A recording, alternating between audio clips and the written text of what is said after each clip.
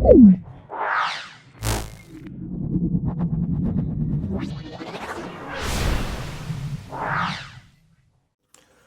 আমরা Taki house government sponsored girls high school সম্পূর্ণ solve করব।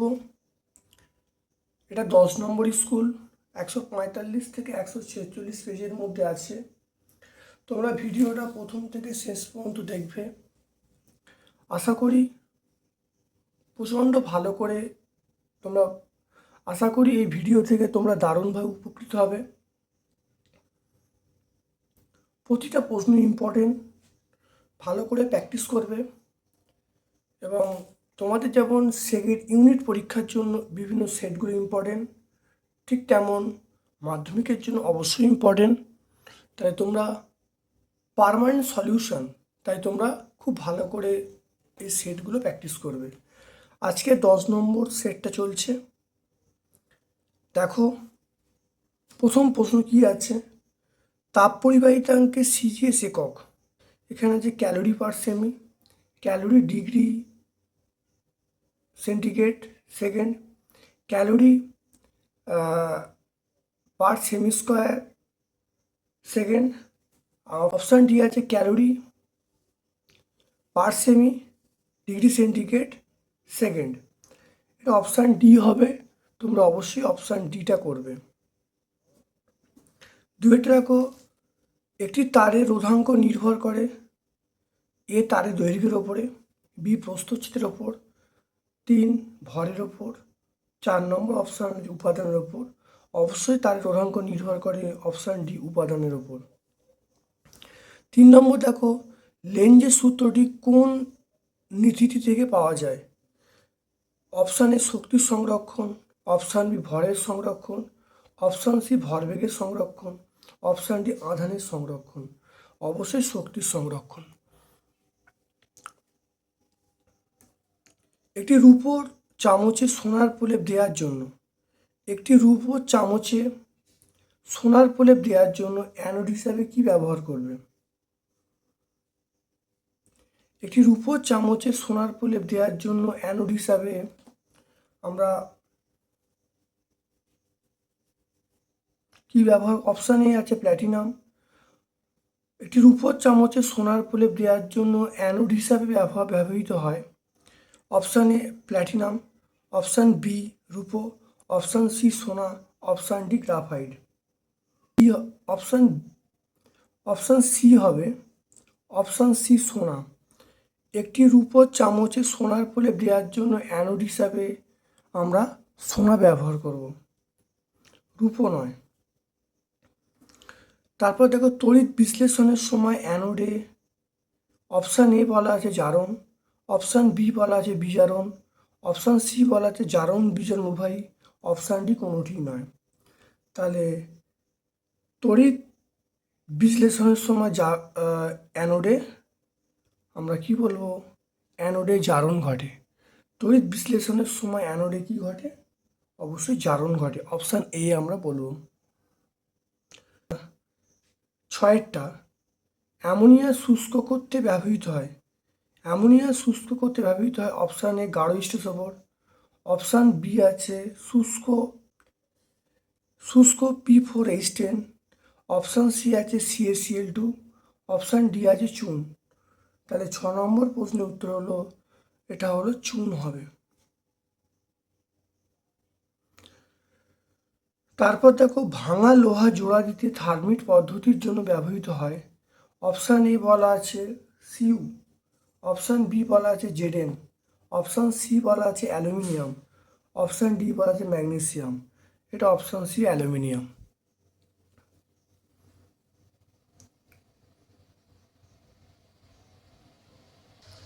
দেখো 2-এর প্রশ্নটা দেখো আসছে, তরলের প্রকৃত প্রসারণ গুণাঙ্ক এবং আপাত প্রসারণ গুণাঙ্কের মধ্যে কোনটি নিজস্ব ধর্ম?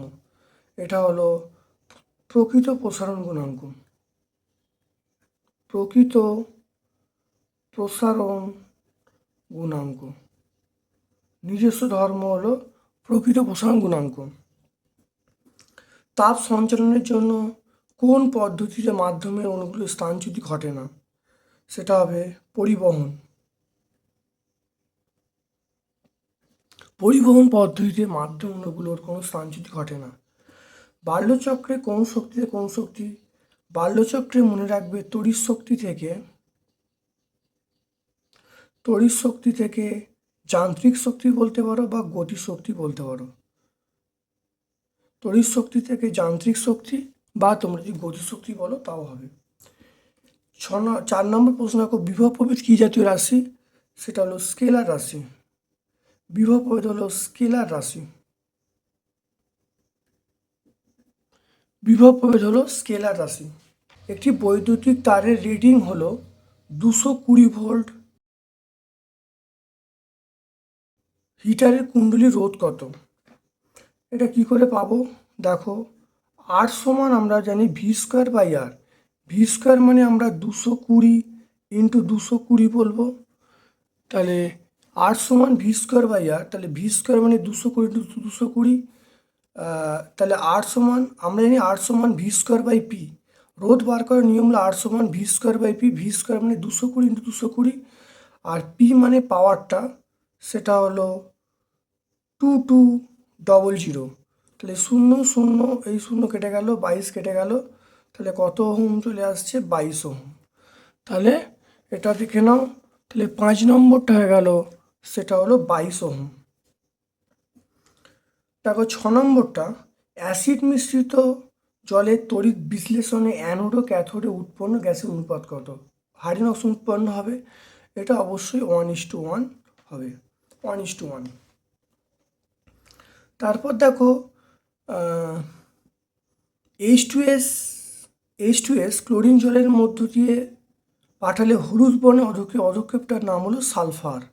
অধক্ষেপটার নাম হলো সালফার। এটা সালফারে অধক্ষেপ পড়ছে। বিক্রিয়াটা দেখে নাও। H2S প্লাস Cl2 সমান 2HCl প্লাস S। তাহলে এখানে যে সালফারের হলুদ বর্ণ অধক্ষেপ পড়ছে S।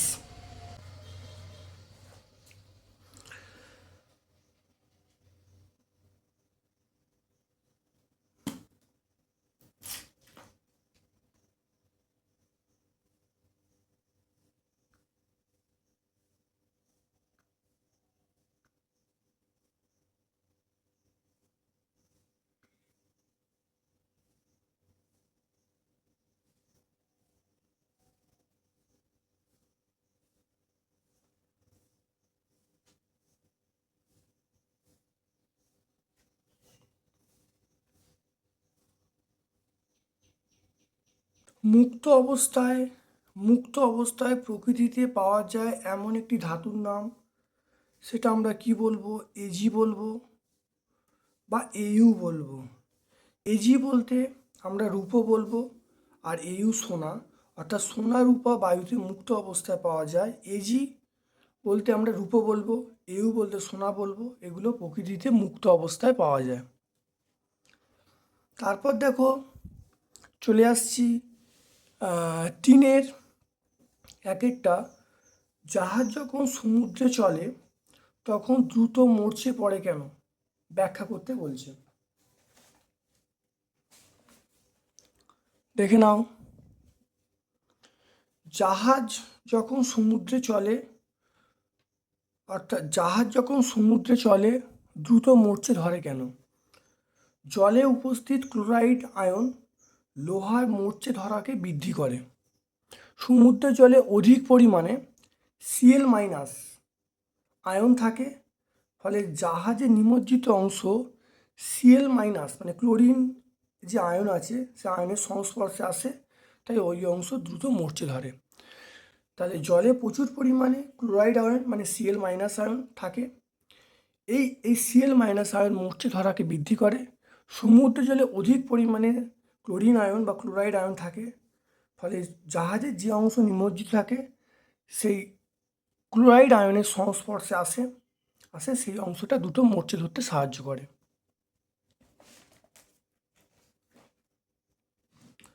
তারপর দেখো টিনের দুয়েরটা, সেটা হলো জিঙ্ক অক্সাইড থেকে কার্বন বিজারণ পদ্ধতিতে জিঙ্ক তৈরি করার পদ্ধতিটা রাসায়নিক বিক্রিয়া সহ লিখতে বলছে। দেখো 3 নম্বর স্কুলটা যে করেছি সেটা কান্দি রাজা MC গার্লস হাই স্কুল, 3-এর 3 প্রশ্নটা আমরা দেখে নেব, দেখলেই আমরা উত্তরটা পেয়ে যাব। তাহলে তোমরা প্লে লিস্টে 3 নম্বর স্কুলটা আছে, কান্দির আছে এমসি গার্লস হাই স্কুল, তার 3 নম্বরে 3-এর প্রশ্নটা দেখবে উত্তর ব্যাখ্যা করা আছে, যে উত্তরটা বলা আছে সেটাই এর উত্তর। তাহলে ভালো করে 3 নম্বর ভিডিওটা তোমাদের দেখার জন্য অনুরোধ করছি। তারপর দেখো 3-এর কোশ্চেনটা, হেবার পদ্ধতিতে অ্যামোনিয়ার শিল্প উৎপাদনে প্রয়োজনীয় শর্তগুলি কী কী? হেবার পদ্ধতিতে অ্যামোনিয়ার শিল্প উৎপাদনে প্রয়োজনীয় শর্তগুলি লিখতে বলছে। হেবার পদ্ধতি, এটা আমরা হেবার পদ্ধতি আমরা 4 নম্বর স্কুল কন্টাই হাই স্কুল সেটা করেছি। পেলিশ হিসেবে কন্টাই হাই স্কুল আছে, সেখানে 4-এর 6-এরটা উত্তরটা ভালো করে দেখে নেবে, সেখানে হেবার পদ্ধতি সুন্দর করে ব্যাখ্যা আছে। তারপর দেখো লেড নাইট্রেটের জলীয় দ্রবণে H2S পাঠালে কি ঘটবে সমীকরণ লিখতে বলছে।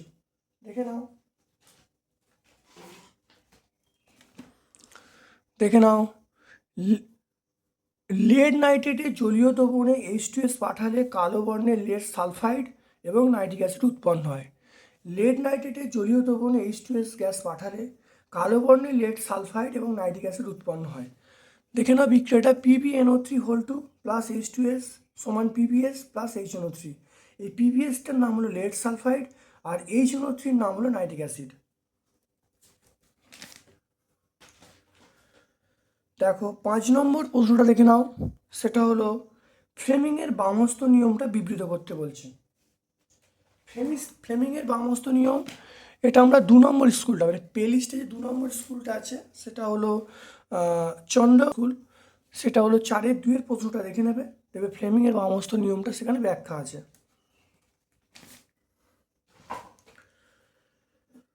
ছয়েরটা দেখে নাও, 3টে রোধ আছে 5 ওহম 10 ওহম এবং 15 ওহম সমান্তর সমবায় যুক্ত আছে, তুল্য রোধ কত হবে? তুল্য রোধের মান বার করতে বলছি, দেখে নাও। তাহলে R1 মানে প্রথম রোধটার মান 5 ওহম, R2 দ্বিতীয় রোধটার মান 10 ওহম 10 ওহম, R3 তৃতীয় রোধটার মান হলো 15 ওহম। তাহলে 3টে রোধ বলা আছে। এবার দেখে নাও, আমরা জানি তুল্য রোধের সমীকরণ আমরা জানি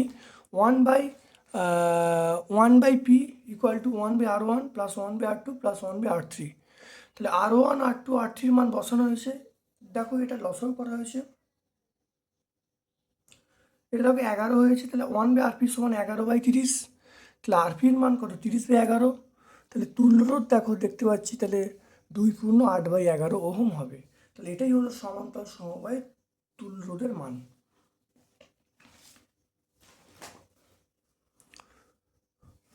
দেখে নাও তারপর একটা 4-এর দাগের একেরটা দেখে নাও, কঠিনের দৈর্ঘ্য প্রসারণ গুণাঙ্ক এবং ক্ষেত্র প্রসারণ গুণাঙ্কের সংজ্ঞা দিতে বলছে, এদের মধ্যে সম্পর্ক লিখতে বলছে। কঠিনের দৈর্ঘ্য প্রসারণ গুণাঙ্ক এবং ক্ষেত্র প্রসারণ গুণাঙ্কের সংজ্ঞা দিতে বলছে, আর এদের মধ্যে সম্পর্কটা লিখতে বলছে। দেখে নাও,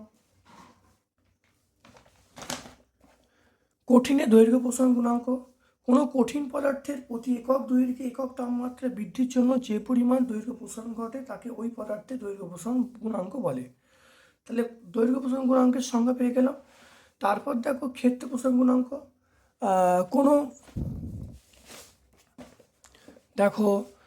কঠিনের দৈর্ঘ্য প্রসারণ গুণাঙ্ক, কোনো কঠিন পদার্থের প্রতি একক দৈর্ঘ্যে একক তাপমাত্রা বৃদ্ধির জন্য যে পরিমাণ দৈর্ঘ্য প্রসারণ হয় তাকে ওই পদার্থের দৈর্ঘ্য প্রসারণ গুণাঙ্ক বলে। এবার দেখো কঠিনের ক্ষেত্র প্রসারণ গুণাঙ্ক, কোনো কঠিন পদার্থের প্রতি একক ক্ষেত্রফলে একক তাপমাত্রা বৃদ্ধির জন্য যে পরিমাণ দৈর্ঘ্য প্রসারণ ঘটে তাকে ওই পদার্থের ক্ষেত্র প্রসারণ গুণাঙ্ক বলে। তাহলে দৈর্ঘ্য প্রসারণ গুণাঙ্ককে আমরা আলফা বলবো, ক্ষেত্র প্রসারণ গুণাঙ্ককে বিটা বলবো। তাহলে সম্পর্ক হলো আলফা সমান β/2। 2 গ্রাম অক্সিজেন উৎপন্ন করতে কত গ্রাম KClO3-কে উত্তপ্ত করতে হবে? দেখে নাও,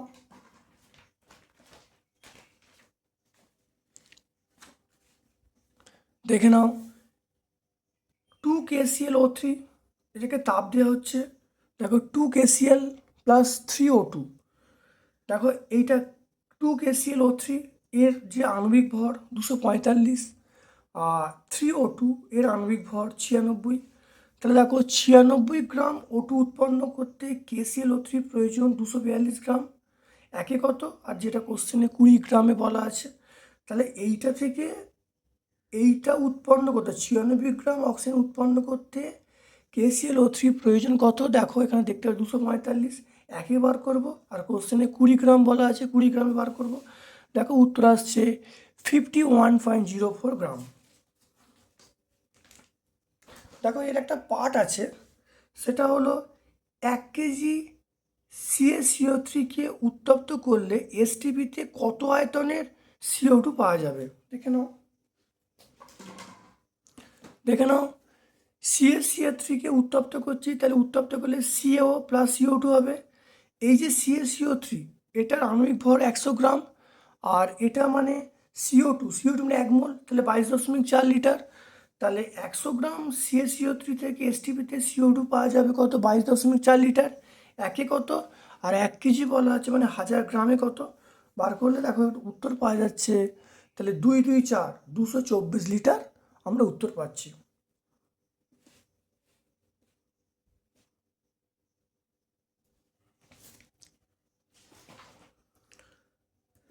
তারপর দেখো 3-এর প্রশ্নটা, তড়িৎ প্রবাহে তাপীয় ফল সংক্রান্ত জুলের সূত্রগুলি লিখতে বলছে।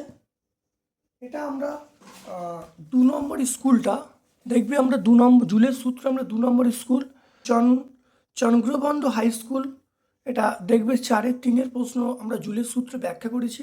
তোমরা 2 নম্বর ভিডিওটা দেখে নেবে, দেখবে যে মানে 2 নম্বর ভিডিও বলতে ওখানে তোমরা 1 নম্বর ভিডিওটি আছে, মানে 2 নম্বর স্কুলে ভিডিও তোমরা দেখে নেবে। তোমরা 2 নম্বর স্কুলে ভিডিওটা দেখে নেবে যে চন্দ্রবন্ধু হাই স্কুল, এটা 4-এর 3-এর উত্তরটা তোমরা পেয়ে যাবে। তারপর দেখো একটি বাড়িতে 4টি 60 ওয়াট, 2টি 100 ওয়াট, 2টি 40 ওয়াট পাখা আছে। ল্যাম্প এবং পাখাগুলি দৈনিক 2 ঘন্টা করে চললে 1 মাসে কত খরচ পড়বে। প্রতি ইউনিট বিদ্যুতের দাম 4 টাকা বলা আছে। দেখে নাও তাহলে তাহলে দৈনিক ব্যয়িত শক্তি কী হবে। দেখো 60 ওয়াট বাল্ব 4টি আছে, 100 ওয়াট বাল্ব 2টো আছে, 40 ওয়াট পাখা 2টো আছে, প্রত্যেকেটাকে গুণ করা হয়েছে। প্রত্যেকে তো 2 ঘন্টা চলছে, তাহলে 2 দিয়ে গুণ করা হয়েছে, 1000 দিয়ে ভাগ করা হয়েছে, এত কিলোওয়াট আওয়ার হলো। তাহলে দৈনিক তড়িৎ শক্তি ব্যয় হলো 104/100, এত বিওটি। তাহলে 30 দিনে কত খরচা হবে। তাহলে এটা হলো একদিনে, তো একদিনে খরচা হচ্ছে, তাহলে 30 দিনে খরচা হবে, সেটা 30 দিয়ে গুণ করবো। তাহলে টাকায় কনভার্ট করলে প্রতি ইউনিট দাম 4 টাকা বলা আছে, 4 দিয়ে গুণ করা হলো, তাহলে কত হবে, 124 টাকা 80 পয়সা হবে।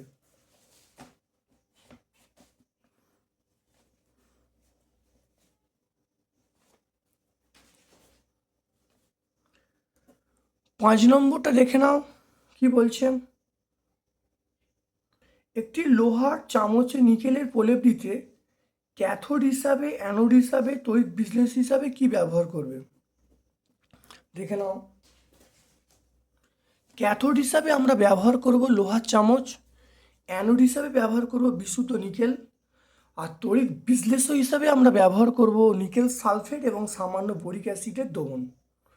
তাহলে বোঝা গেল, তাহলে ক্যাথোড হিসাবে লোহার চামচ, অ্যানোড হিসাবে বিশুদ্ধ নিকেল, তড়িৎ বিশ্লেষক হিসাবে নিকেল সালফেট এবং সামান্য বোরিক অ্যাসিডের দ্রবণ আমরা ব্যবহার করব।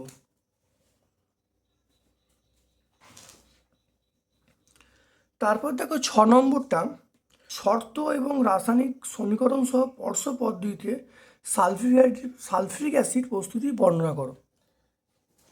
এটা আমরা 8 নম্বর স্কুলটা কংসাবতী শিশু বিদ্যালয়, এটা সম্পূর্ণ সলভ করেছি, সেটা তোমরা দেখবে 4-এর 5-এর উত্তরটা আছে স্পর্শ পদ্ধতি।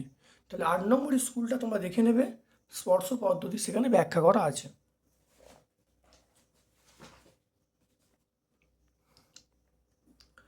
তারপর দেখো 7-এর প্রশ্নটা, অ্যালুমিনিয়াম পাত্রে মোড়া আচার জাতীয় খাদ্য খাওয়া উচিত নয় কেন।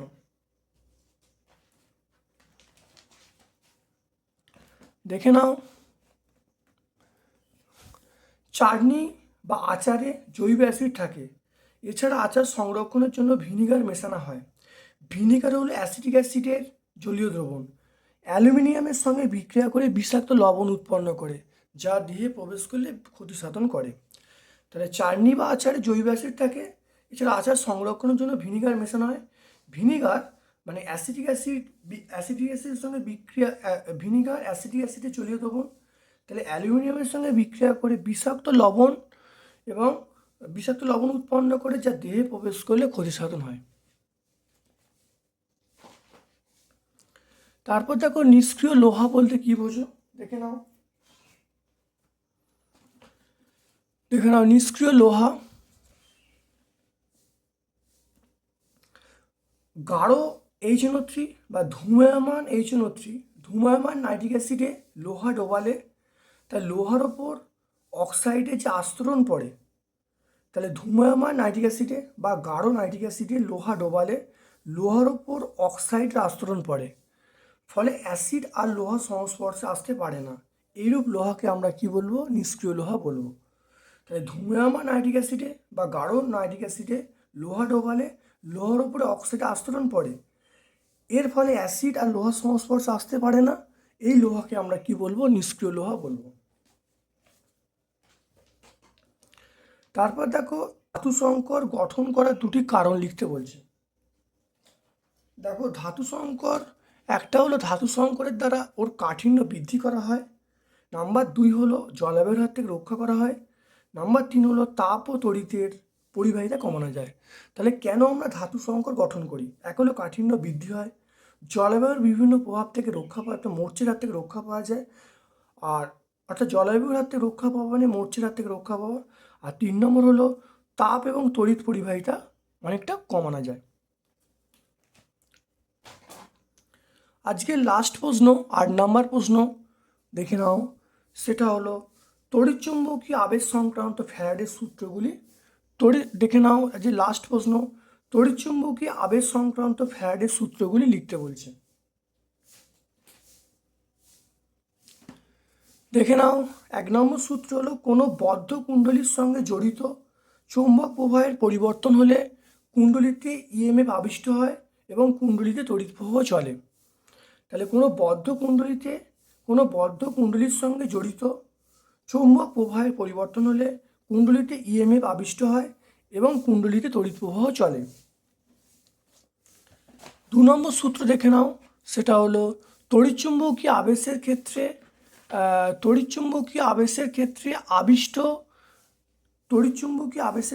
আবিষ্ট ইএমএফ এর মান কুণ্ডলীর সঙ্গে জড়িত চৌম্বক প্রবাহের পরিবর্তনের হারের সঙ্গে সমানুপাতিক হয়। তড়িৎচুম্বকীয় আবেশের ক্ষেত্রে আবিষ্ট ইএমএফ এর মান কুণ্ডলীর সঙ্গে জড়িত চৌম্বক প্রবাহের পরিবর্তনের হারের সঙ্গে সমানুপাতিক হয়। এটা 2 নম্বর সূত্র। তাহলে আজকে আমরা Taki house government sponsored girls high school 145 থেকে শুরু করে 146 পেজ সম্পূর্ণ সলভ করলাম। প্রত্যেক ছাত্রছাত্রীর কাছে অবশ্যই অনুরোধ রইল, ভিডিওটা প্রথম থেকে শেষ পর্যন্ত দেখবে। প্লেলিস্টে প্রত্যেকটা ভিডিও সিরিয়াল মেনটেন করে দেওয়া আছে। তোমরা আগে ওই ভিডিওগুলো দেখবে, তারপরে এই ভিডিওটা দেখবে। দেখলে কী হবে, আগে যে প্রশ্নগুলো আলোচনা করা হয়েছে সেইটা তোমরা আগে বুঝতে পারবে। একই প্রশ্ন কিন্তু উত্তর আমি বারবার রিপিট করিনি, বারবার ব্যাখ্যা করিনি। তাই প্রত্যেকটা ভিডিও দেখলে তোমাদের কিন্তু এই সেটগুলো দারুণভাবে উপকৃত হবে। আজকে আমরা এখানেই শেষ করছি। Thank you all my dear students.